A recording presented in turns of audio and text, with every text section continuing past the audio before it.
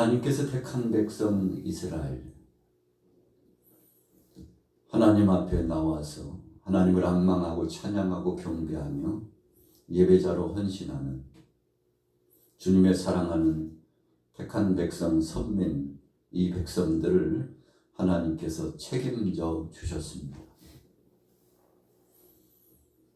하나님을 찬양하고 하나님 앞에 영광 돌리도록 지음을 받은 우리 인생들이 하나님을 의지하는 것은 마땅한 것입니다. 그러나 우리가 인생 여정을 살아가면서 하나님을 의지하지 않고 하나님을 떠나서 자기 마음대로 자기 생각대로 살아가는 때가 많은데, 바로 그런 상황을 하나님을 떠나 타락한 인생들이라고 표현하는 거죠. 하나님 앞에 부름받아서 택함받은 백성이었던 이스라엘 백성들이 하나님 중심으로 살아갔으면 좋겠습니다만 그러지 못했습니다. 도울 힘이 없는 우상을 의지했습니다. 도울 힘이 없는 주변의 나라들을 의지했습니다. 우리가 남방 쪽으로 지중해를 중심으로 내려가면 애굽이 있죠. 지중해를 중심으로 해서 북방 쪽으로 나가면 아수르가 있습니다. 이 북이스라엘이 아수르를 많이 의지했죠. 또 남유다도 아수르를 의지하는 듯 보였습니다. 힘이 강성했던 나라들이죠. 남방 쪽으로 있는 애굽도 의지했습니다. 우리가 이스라엘의 하나님의 은혜 가운데서 애굽에서 종살이 하다가 하나님의 그 섭리와 역사심 가운데 출애굽하게 될 때 보면 바로 왕이 철병거 600승을 보내가지고 하나님의 백성들을 다시 사로잡아 오라고 명령을 내리게 됩니다. 참 철병거 600승이라는 것은 대단한 거죠. 군사의 위력을 표현하는 것입니다. 그런데 시간이 지나고 나서 르호보암 당시 애굽의 시삭은 병거가 1200승이라고 했습니다. 그러니까 기마병은 6만 명이고 병거가 1200승이었으니까 오래전에 그 바로가 이끌었던 그 병거에 비하면 거의 배가 된 거죠. 엄청난 위세를 떨치고 애굽이 힘을 과시했던 그런 역사죠. 오늘날로 말하면 미국이나 또 중국이나 러시아와 같은 엄청난 군사력을 가지고 세계를 자기들 마음대로 휘두르려고 하는 그런 경향이 있지 않습니까? 이 힘이 있다고 주변국들을 침탈하고 침략해서 노략하고 그리고는 약탈을 계속 진행하고 그런다면 얼마나 주변국들이 불편하고 힘이 들고 마음 아프고 고통스럽겠습니까? 이 당시에 애국도 마찬가지였습니다. 아수르도 마찬가지였죠. 나중에 아수르도 멸망시키고 그리고 애국도 쳐서 지배하고 멸망시킬 만큼 큰 위세를 떨쳤던 바벨론도 마찬가지입니다. 힘을 쓰게 되고 좀 권세나 있다고 생각하면 그 권세를 휘둘르려고 하는 것이 인생들의 모습입니다. 그것이 바로 타락한 인생들의 모습인 것이죠.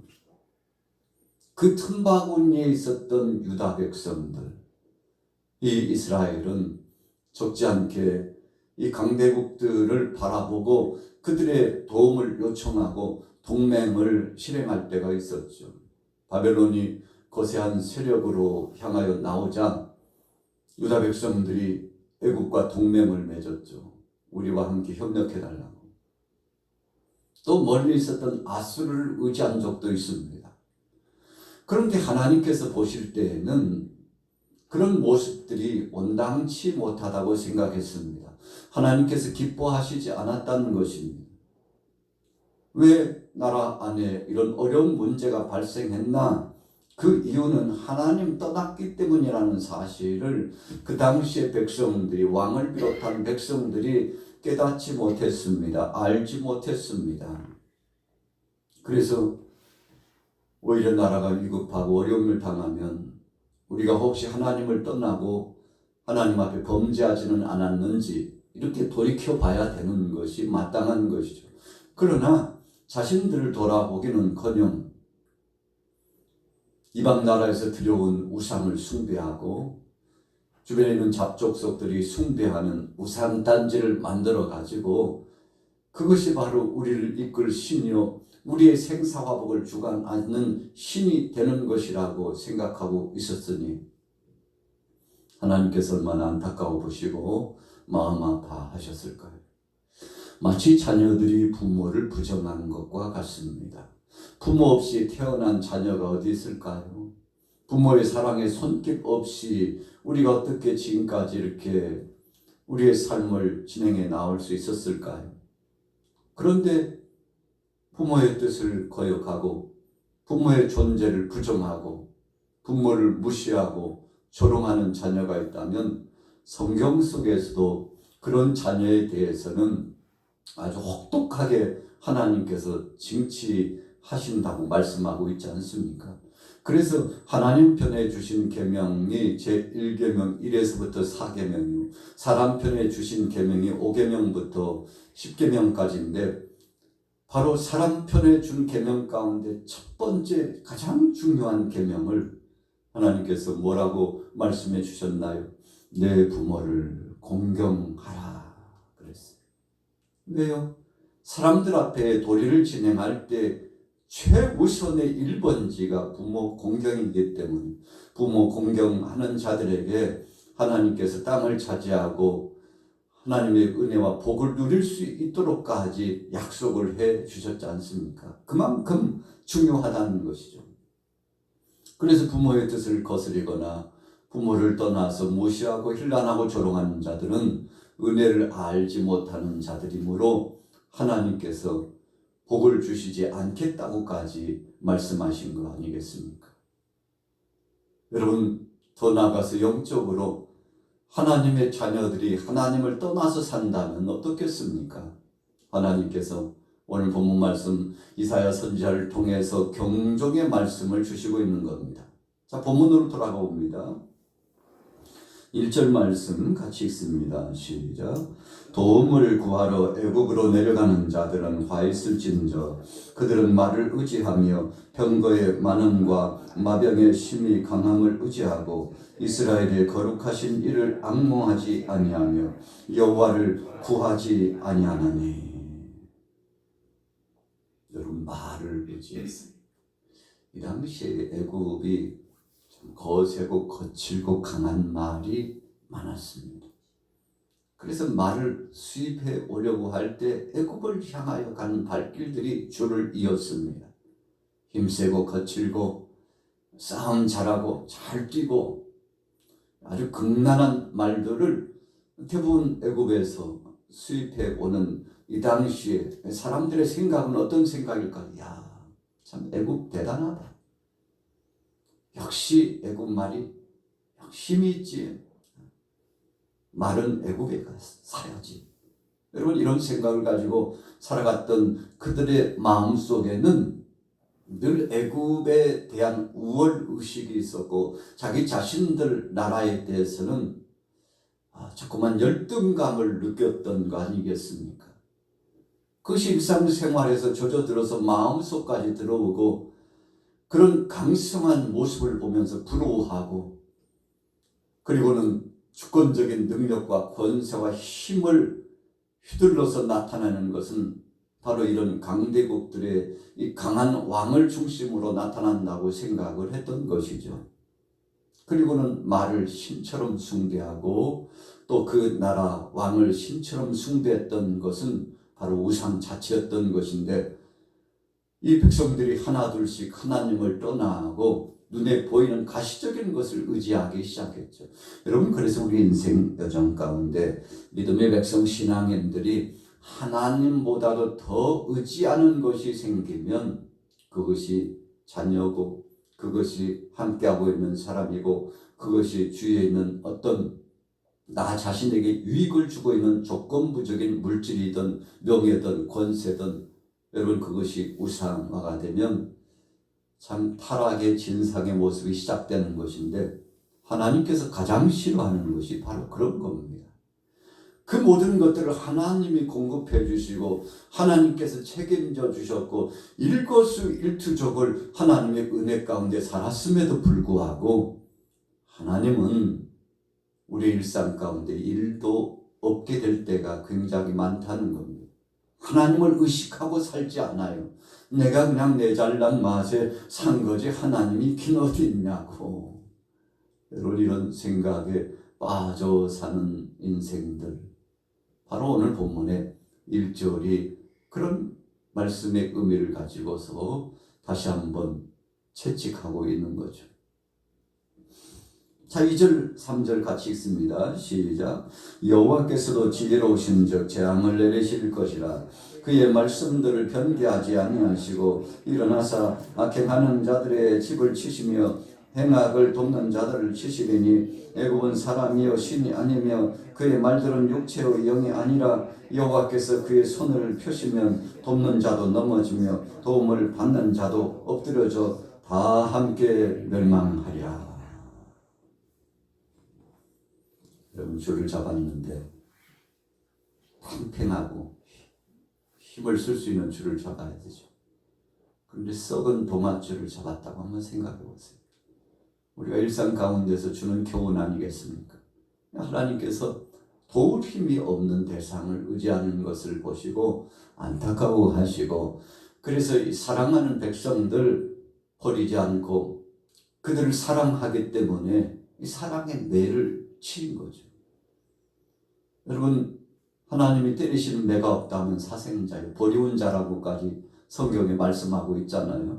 그래서 종종 하나님께서 우리를 채찍막대기로 찰싹 이렇게 때리셔서 죽지 않을 만큼 고통스러워서 쓰러져서 일상을 할 수 없지 않을 만큼 하나님께서 우리를 어떤 때는 가볍게 톡톡톡톡 어떤 때는 조금 더 중하게 힘을 가하여서 때리실 때가 있는데 그것은 우리를 훈련시키고 단련하시고 우리를 지도하시고 양육하시고 선한 길로 인도하시기 위해서 쓰시는 하나님의 사랑의 막대기라는 거죠. 오늘 하나님이 이 이스라엘 백성들을 보면서 그런 훈육의 말씀을 오늘 이사야 선지자를 통해서 선포해 준 겁니다. 내 백성들아 빨리 내게로 돌아오라.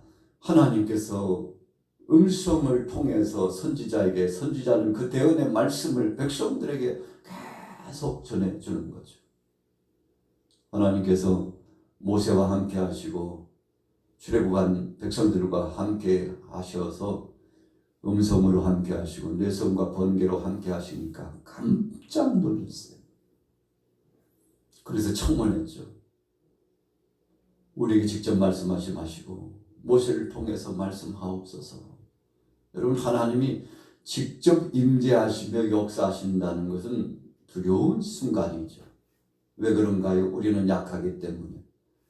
우리는 죄 많은 인생들이어서 수시로 넘어지는 것들이기 때문에 여러분 우리 피조물들은 하나님 앞에서 약한 존재라는 것입니다. 완전하지 못해요. 더더군다나 죄를 범하고 하나님의 뜻을 떠났던 인생들은 더 마찬가지 아니겠습니까? 하나님 앞에서 정말 징치하심과 채찍을 피할 수 없는 거룩하지 못한 인생들은 얼마나 두렵겠습니까? 자, 오늘 본문 말씀 보세요. 자, 4절 보겠습니다. 여호와께서 이같이 내게 이르시되 큰 사자나 젊은 사자가 자기의 먹이를 움키고 으르렁거릴 때에 그것을 치려고 여러 목자를 불러왔다 할지라도 그것이 그들의 소리로 말미암아 놀라지 아니할 것이요 그들의 떠들므로 말미암아 굴복하지 아니할 것이라. 이와 같이 남한군의 여호와가 강림하여 시온산과 그 언덕에서 싸울 것이라. 이게 무슨 말씀입니까? 여러분 외세가 침략했는데 어떤 때는 하나님의 그 강력한 능력이 방패가 돼가지고 외세를 치시고 그래서 승리할 수 있도록 도와주셨는데 지금은요 사자가 오고 맹수떼들이 왔는데도 당해낼 재간이 없어요. 얼마나 힘이 세고 강한지. 이유가 뭔가 그랬더니 하나님께서 택한 백성들 편에 서지 않고 오히려 사자나 이 맹수과에 속하는 것에 하나님께서 쓰셔가지고 더 강력한 힘으로 이 백성들을 징치했다는 겁니다. 여러분, 그래서 예전 같으면 뭐 싸울 것도 없고 초전에 박살 낼 수 있는 그 대상도 왜 이렇게 강한 세력으로 느껴지고 우리는 왜 이렇게 약한지. 여러분, 인생 무대가 그런 것입니다. 예전에는 뭐 여기까지쯤이야 했는데 시간이 지나면서 우리 자신들이 영역이 약해지고 믿음이 떨어지고 하나님을 향한 온전한 삶의 거룩함이 우리 속에서 이탈되고 사라져 갈 때 우리는 느낍니다. 아니, 요즘은 왜 능력이 나타나지 않지? 요즘은 왜 그런 권세와 은혜가 없지? 왕년에는 옛날에는 뭐 이랬고 저랬는데 하고 여러분 옛 시절을 동경하고 추억하는데 요즘은 왜 그런지 몰라. 그때가 그래도 좋았는데 하면서 여러분 우리가 하나님 앞에서 옛날 과거를 추억하게 되는데 이유가 뭡니까? 그만큼 우리 인생들이 타락되었고 하나님 앞에 더 부르짖어 기도하지 않고 하나님의 은혜를 사모하지 않기 때문에 어느 순간부터인가 하나님께서 서서히 우리의 곁을 떠났다는 것입니다. 마치 구약의 인물 사울왕이 성령이 떠나니까 그의 삶이요 참 비절했습니다. 다윗은 반대로 성령이 임하니까 그의 삶이 탄탄대로 영광을 드러내고 힘있는 용사로서 명성을 떨쳤죠. 그래서 사울은 천천히요, 다윗은 만만이다. 여러분, 주위 사람들이 먼저 알고 있었어요. 오늘 우리 믿음의 사람 크리스찬들이, 하나님의 백성들이 영력 있는 삶으로 하나님의 도우심을 받고 그래서 영적인 권위를 가지고서 살아가는지, 아니면 권위가 땅에 떨어져서 더 이상은 세상 사람들도 비웃는 대상이 되어버린 것인지는 여러분 우리가 살아가는 삶의 범주 속에 다 드러나게 되어 있는 것입니다. 하나님의 은혜를 체험하고 능력과 권세와 영역을 가진 사람들은 주위 사람들도 놀라고 더 가까이는 자기 자신이 자기를 봐도 놀랍니다. 아니, 내가 어떻게 이런 능력이 내게서, 어떻게 이런 영성이 내 속에서, 그러나 우리 속에서 자발생된 것이 아니고 하나님 은혜로 주신 거 아니겠습니까? 그래서 그때마다 하나님 앞에 영광을 돌리면 하나님이 얼마나 기뻐하시겠습니까? 그래서 하나님 영광 드러내고 하나님 뜻대로 살아가면 더 많은 것을 공급해 주시고 은혜로 함께 해 주시겠지만, 오늘 4절의 말씀처럼 아니 왜 이래, 사자 앞에서도 어찌할 수 없는 나약한, 아니 종이 호랑이 같은 자가 되었네, 내가 언제부터 이렇게 됐나 하고 돌이켜보는데 멀리 추억해보니까 내가 5년 전부터 10년 전부터 15년 전 20년 전부터 참 내가 돌아온 뒤안길을 보니까 내가 왜 이렇게 살고 있는 것인지, 여러분 우리가 우리 자신들을 성찰해 봐야 된다는 것입니다. 오늘 이사야 31장 말씀은 우리 자신들을 돌이켜보고 다시 한번 내가 믿음에 있는지 믿음 밖에 있는지를 돌이켜보면 이것을 빨리 돌이킬수록 복이 임하고 은혜가 임하고 능력이 임한다는 사실을 경종의 말씀으로 주신 겁니다. 자, 이제 결론 내려볼까요? 자, 5절 같이 한번 읽어보겠습니다. 5절 6절 시작. 새가 날개치며 그 새끼를 보호함같이 남만군의 여호와가 예루살렘을 보호할 것이라. 그것을 호위하며 건지며 뛰어넘어 구원하리라 하셨느니라. 이스라엘 자손들아, 너희는 심히 거역하던 자에게로 돌아오라. 돌아오라. 여러분, 하나님이 책임져 주시겠다는 것입니다.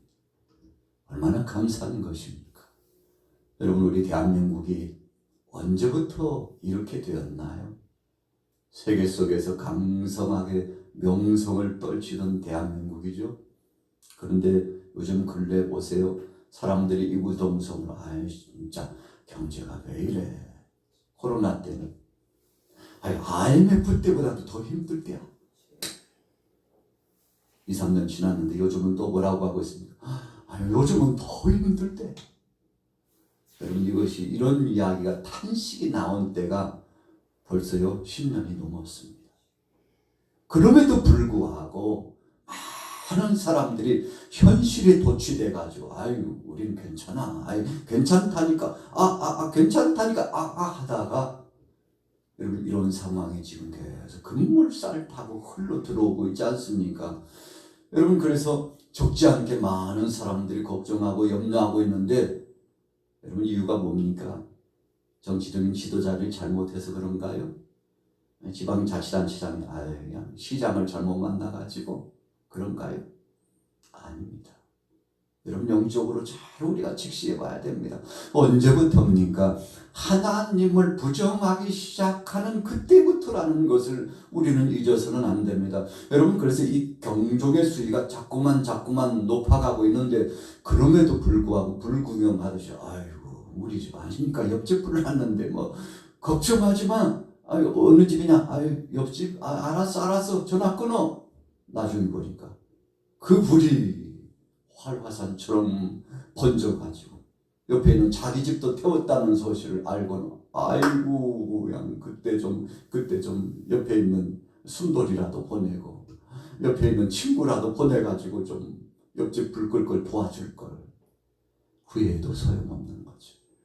여러분, 오늘 이사야 31장의 말씀은 우리의 일상에 대해서, 나라에 대해서, 세계 모든 족속에 대한 하나님의 경종의 말씀인데, 우리 자신들이 빨리 돌이키면, 여러분, 하나님께서 멀리서부터 경고를 이렇게 좁혀올 때 빨리 돌이켜야 됩니다. 여러분, 나중에는요 더 가까이 경종의 역사가 드러납니다. 오늘 이스라엘 백성을 향하여 6절 말씀하잖아요. 이스라엘 자손들아, 너희는 심히 거역하던 자에게로 돌아오라. 하나님을 무시하고 하나님 없이도 살 수 있다. 여러분, 그래서 하나님 뜻과는 상관없이 살아가는 인생들아, 그랬던 그 상황에서 빨리 돌이켜서 하나님을 향하여 부르짖고 그분을 향해서 온전한 중심으로 예배자가 되고 헌신자가 되고 하나님 앞에 영광을 돌려. 하나님이 건강 주시고 물질 주시고 모든 것을 윤택하게 해주시면 더 잘해야 되는데, 나 잘난 맛에 된 줄 알고 기도도 하지 않고 예배도 소홀히 하고, 나 바쁜데 왜 그래? 나 바빠. 뭐가 그리 바쁜지. 여러분, 우리 인생들이 우리 자신을 돌이켜보면 하나님 앞에서 계속 하나님 저 바쁜데요. 그래? 그렇게 바쁘냐? 그러면 바쁘지 않게 해줄까? 여러분, 얼마나 안타까운 겁니까? 오늘 하나님 앞에서 정말 감사하고 찬양하고 경배하고 하나님 중심으로 살아가는 인생들 된다면 하나님께서 복을 주시고 은혜를 주실 텐데, 오늘 하루 월요일 아침 새로운 출발입니다. 여러분들의 가정 가운데, 또 우리 교회 공동체, 이 나라 이민족에 하나님의 은혜가 임해서 모든 것들이 반전되고 새로워지고 좋아지고 점점 좋아지되 더 좋아지는 역사로 바뀌어지게 되길. 여러분, 무엇에 달려있나요? 바로 우리 믿음에, 우리의 기도에, 우리가 하나님 앞에 얼마나 간절하고 하나님 앞에 나가서 청원하는지에 따라서 달려 있습니다. 여러분, 그래서 가장 세상에서 중요한 것은 기도하는 자, 믿음을 갖고 오늘 이 아침처럼 하나님 앞에 기도자로 나오신 여러분들과 같은 믿음의 사람이 필요한데, 오늘 하루도 이 믿음으로 승리하게 되시기를 예수님의 이름으로 축원합니다.